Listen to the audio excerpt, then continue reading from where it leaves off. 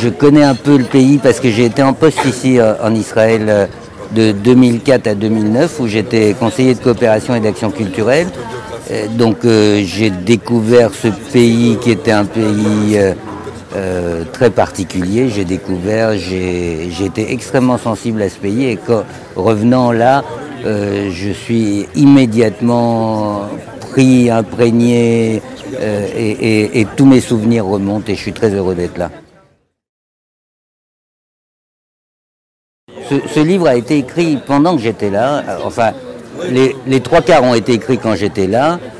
Toute la documentation, je l'ai réunie ici. J'ai rencontré des gens, même des gens qui ont connu Arlosoroff, ou des gens qui ont connu des gens qui ont connu Arlosoroff. En fait, ce livre est venu parce que, comme vous savez, vous vivez là, comme vous le savez aussi bien que moi, il y a une rue Arlosoroff dans quasiment chaque ville en Israël. Et quand tu demandes aux Israéliens qui est Arlosoroff, la plupart du temps, ils ne savent pas dire. Ils savent que c'est quelqu'un qui a été assassiné, et puis c'est tout, ils ne savent pas qui c'est. Et donc, j'ai commencé à gratter, à chercher, et j'ai découvert quelque chose d'absolument incroyable au sujet d'Arlosoroff, c'est-à-dire que Arlosoroff a été l'amant d'une femme qui deviendra ensuite Magda Goebbels, la femme de Goebbels.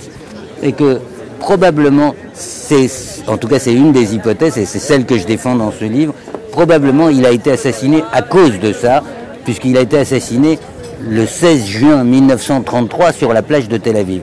En 1933, juste après l'arrivée au pouvoir des nazis, et donc c'est évidemment pas un hasard l'assassinat d'Arlosoroff. Et c'est ce que je raconte dans ce livre, Qui a tué Arlosoroff, et je suis extrêmement fier que ce livre paraisse aujourd'hui en hébreu, le voici. Mi Ratzah et Arlosoroff.